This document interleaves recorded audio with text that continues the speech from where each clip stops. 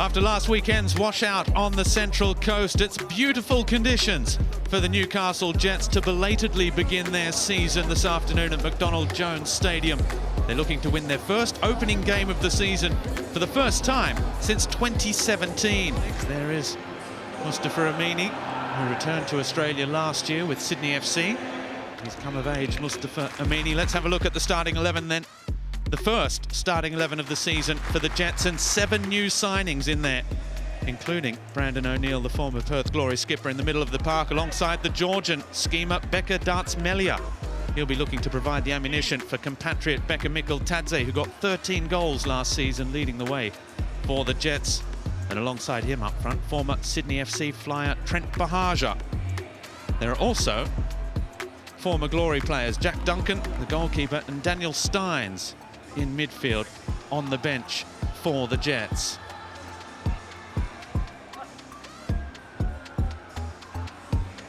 For Perth Glory, well, they netted just 20 goals last season and were kept scoreless again last week, prompting coach Ruben Zatkovic to blood in attacking midfielder Giordano Colli for his first appearance of the new season, as well as new Israeli striker coming in at 1.93 meter, Ben Azubal. He arrives from playing 3rd division football in Israel last season, and he'll start up front alongside the Socceroo, Bruno Fornaroli. Jacob Muir is the 3rd change from the side that lost to the Wanderers. He comes in for the former Jet, Johnny Katrumbas, in defence. Our referee for this evening's clash is Daniel Elder. His first ever match was Perth Glory versus the Knicks 6 years ago, back in October 2016. It was a victory that day for Perth Glory. Match number 65 for him in his A-League men's career.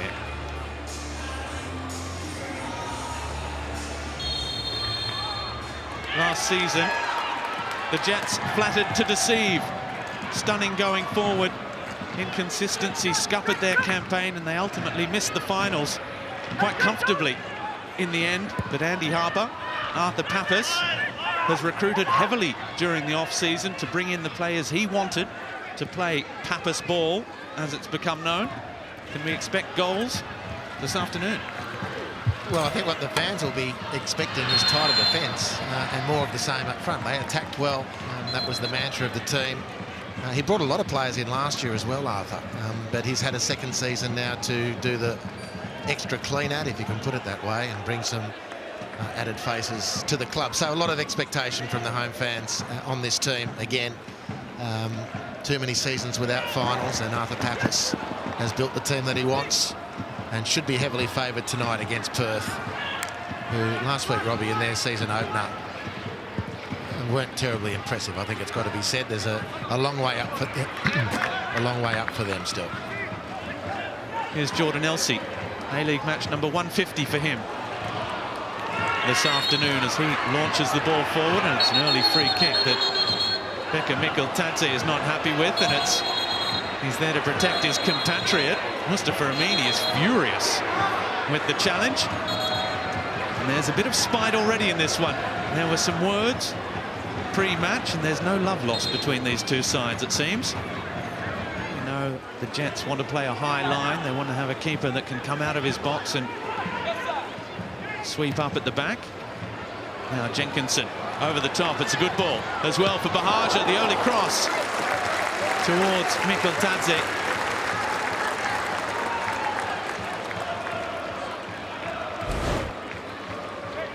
A good early raid from the speeds to Bahaja. Looks like he's bulked up a little bit in the off-season as well. First corner of the new season, Pena was the man to deliver these last campaign. It's Darts-Melia, the new man. It's a good ball as well, beating the first defender and dropping into a dangerous area, but no one there to meet it. Andy Keogh, the former Perth Glory striker and current director of recruitment, said he hopes Perth Glory can shove it up Brandon O'Neill this afternoon. Them's fighting words, Andy Harper. Well, I suspect that Brandon will be looking to shove it right back the way of Andy Keogh. if there's anything in those comments, not just media stuff from Andy Cow. Of course, you know, Brandon was a big name recruit for Perth last year. And seemingly at the first opportunity has headed for the exit lounge. It's a good pickup for Newcastle, though, just talking football. COVID was considered one of the factors that helped influence his decision. Here is Becca Dartsmelia again. Piscopo coming short. Dartsmelia ball in, glancing header. Players falling in the box as well. Jordan Elsey was one of them, and now McGarry trying his luck from distance, the Kiwi fullback. But picking this one up from a defensive start point, decided to back himself early. Why not?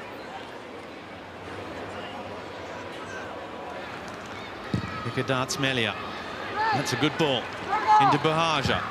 Mikkel Tadze. Wide now for Jenkinson.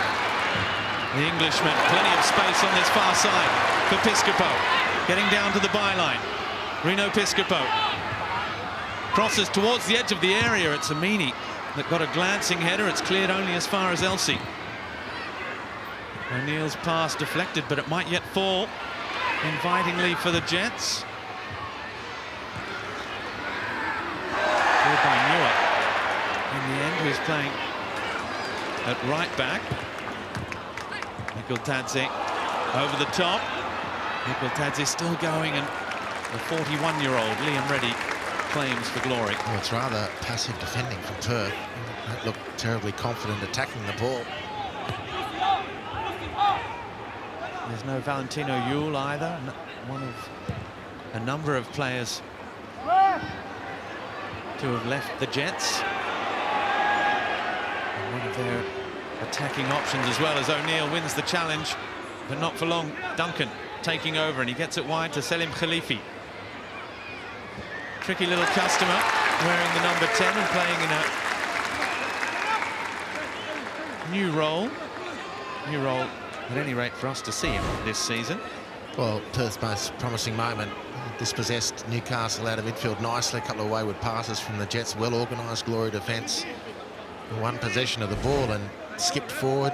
The last impression of which was delivered as an attack by Khalifi. And twisted and shimmied. Couldn't quite get the better of Carl Jenkinson.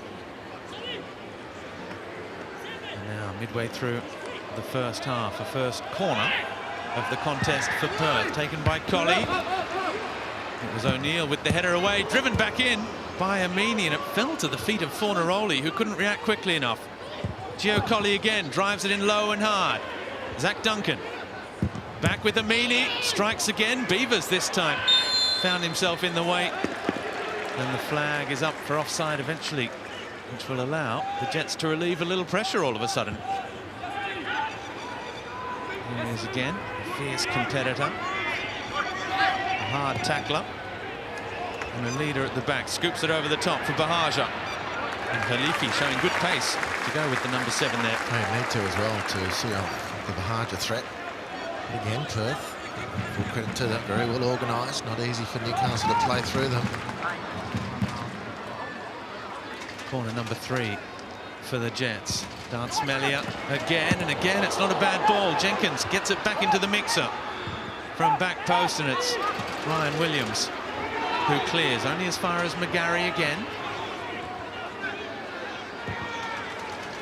Piscopo looks up, and the big switch for Dartsmelia. It's going to end up in a dangerous area of the field, and here's O'Neill, who drives it through a forest of players and just wide of the far post. Well, tough for him to make good contact there, Brandon O'Neill, but he made the effort to get the shot on goal, and there was just a brief moment when the local fans might have thought, well, this is a decent storyline, isn't it, for Brandon O'Neill to score. Clayson does really well to adjust. It's difficult to control that effort.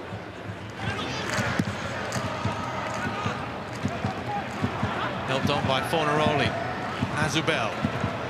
He's got Colley alongside him. Perth Glory have numbers forward here. Azubel trying it on the left foot and off the crossbar. And now Fornaroli deflected just wide, and that may have been a great save from Michael Weir. Bruno Fornaroli did him completely. And then Jordan Elsey decides to back off and invites, really, I think that's a poor defensive decision. It's a clean strike, hits the crossbar. It's poor defending from Newcastle. Both centre-halves beaten in their assignments. And now the flag will be up against Duncan, but referee allows play to continue with Weir. Well, it wasn't a save from Michael Weir, it was a curling effort from Azubel.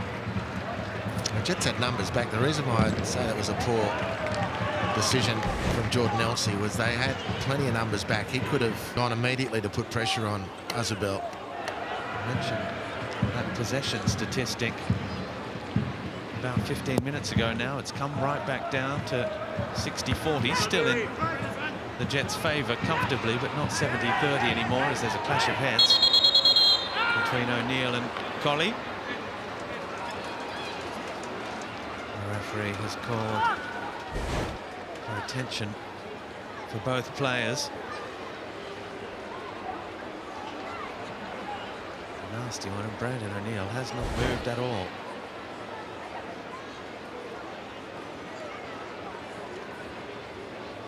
And a bit of a nick on the forehead as well. 2 minutes of added time, that would be for that stoppage just before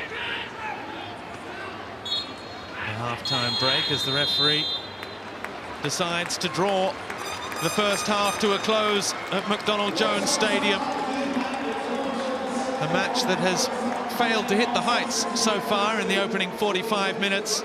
Much expectation around this Newcastle Jets side. Arthur Pappas's team, for the moment, unable to create much despite a wealth of possession. It's been Perth who have been closest to scoring through Azubel, who hit the crossbar in the 28th minute at half-time at McDonald Jones Stadium. It's the Newcastle Jets 0, Perth Glory 0. Referee checks his watches. We are good to go. The second half is underway, scoreless at the break between the Jets and the Glory. A game of few chances, just one shot on target in the opening 45 minutes. And no changes to either side at half-time. The cameraman down there on the halfway line. McGarry with Thurgate. That's well played. Dartsmelia can push the Jets further into attack. He's looking for a defence-splitting pass, again looking for Buhaja, but it's under-hit. And Khalifi has done well. And Jordan Elsey knew exactly what he was doing there, and Mustafa Amini again wants to get involved.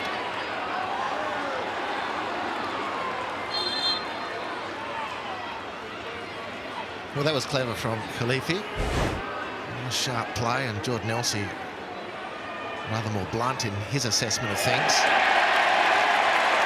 Mustafa Amini again leading the charge of protest.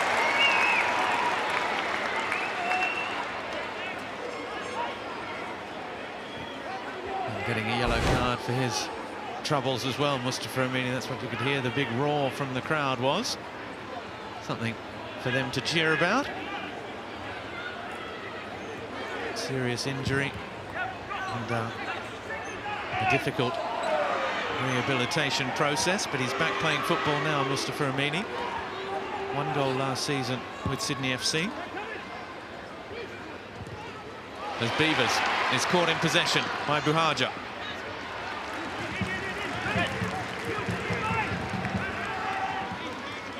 Dartsmelia with the ball in, it's a good one. Oh, and again, it's made it past with a touching glance, that first post. And now back in from Piscopo. Mikkel Tadze and Natta were there. Natta again. And Williams helps it on its way as far as McGarry.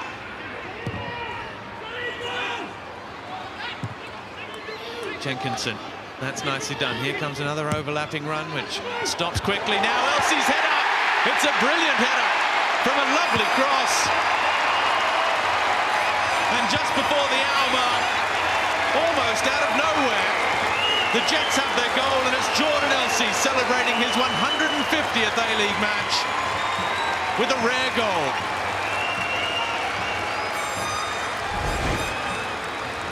Great switch of play from McGarry. We'll be looking to check on the Harvey Norman replay that this is a legal goal, that Jenkinson wasn't onside. And if he was onside, he delivers a peach of a ball in for Jordan Elsey, who's dropped off the line. You can see on the replay, makes his way forward into the penalty area. Jenkinson picks him out. Really sloppy marking from the Perth Glory defence. And a perfect header from big Jordan Elsey to break the ice for Newcastle.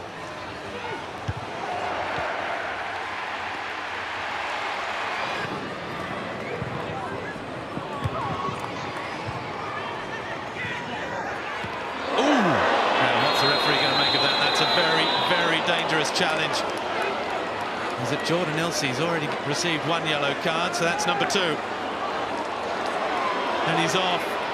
And that was just reckless. Yes, he was going for the ball, but you can't go a foot that high. And with the player who's putting his head, quite reasonably putting his head in there as well, David Williams was the victim of that terrible challenge. Yeah, Robbie, I think the bigger talking point is whether or not there was a straight red for Jordan Elsey. Straight red for serious foul play. I mean, that foot is very high going for the head. I see that as a straight red myself. But at any rate, to remove the doubt, it's a second yellow, I guess. Now, is it a penalty? No, it's outside the box. Just. I think they're checking with the VAR just where it was. Jordan Elsey. Are they checking the red card perhaps as well? Whether it should be a straight red. Well, Jordan's still on the field at the moment. Well, what, the referee just went and had a word to him as well. It can only be to give him a straight red as opposed to a yellow. That would be my interpretation. Liam Reddy's charged forward to give Mustafa Amini some advice about how to hit this resulting free kick. Yeah, it's whether it's a penalty or not. Well, why is Jordan still on the field? Because that was definitely a second yellow card. Wasn't it? Yeah, absolutely. Yeah. Well, for me, that could well be. Well, he gets the ball. Maybe does he get the ball inside the box when the contact is outside the box? Well, he is inside the box. Apart from his foot. Yeah, but this is the thing. We can't quite split the hair with VAR yet. So this is a decision of millimetres. I think we could be up for a change of decision here.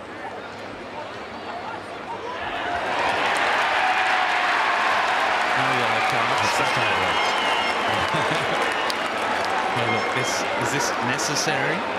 This theatre? He's going to end up off. Anyway, it is, because this is now a date with the match review team. Absolutely. Rather than 2 yellow cards in just 1 week. He might get bounced for 3 like Jan Saas. Penalty. That's a penalty. Double whammy. Well, I'd be rolling the tape on that penalty as well. The first contact is with the ball. Perth Glory a chance to get back in the game, and it's going to be their new recruit, just off the bench, Aaron Macca, to try and do the business from 12 yards. 3 goals in 27 appearances for Hearts over the last 2 years. The former Shamrock Rover, the former Derry City midfielder, now with Perth Glory, scores a confident penalty. And with just over 15 minutes left to play, it's game on here at McDonald Jones. Here's the send-off offence. Clearly, I've got no problem with the send-off. I think it's hugely controversial whether it's a penalty or not. Make no mistake, McInnes has levelled the scores, and as Perth Oval gets redeveloped and the Glory are looking for a home ground for a few weeks, I bet they're wishing they could play at Newcastle. So far, he hasn't had even a sighting on goal. Becca Mikkeltadze. Khalifi getting down to the byline against Sotirio. One way, then the other. Now, Amini. And it's well held by Weir.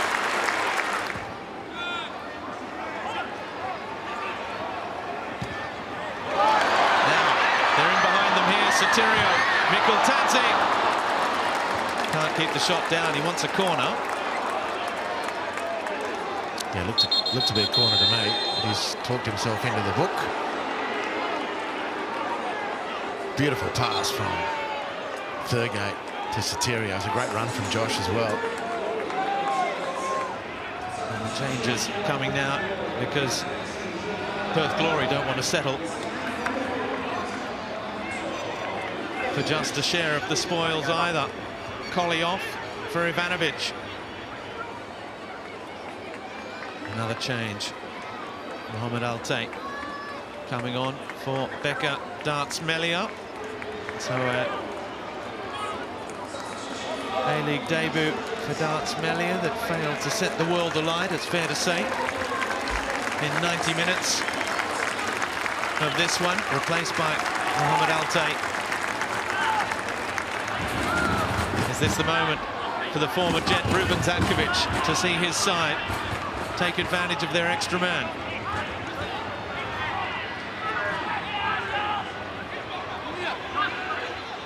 Nervy time on the bench for Arthur Pappas. Macca towards the penalty spot. Leaping was Ivanovic. The Jets get it clear, and look at this. It's the speedster, Josh Sotirio. On the charge, he's got Becca Mikkeltadze coming forward as well. Still Sotirio. And now Mikkeltadze! Oh, he's done it! The quality of Becca Mikkeltadze. And the 10 men of Newcastle have pulled this one out of the fire.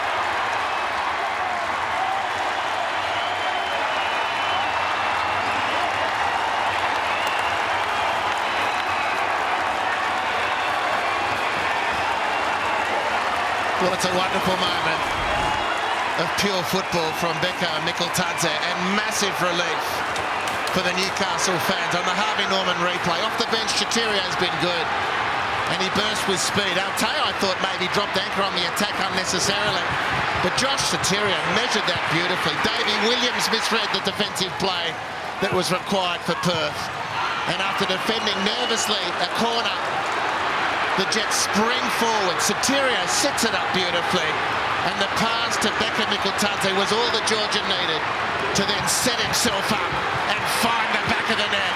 The Jets are home.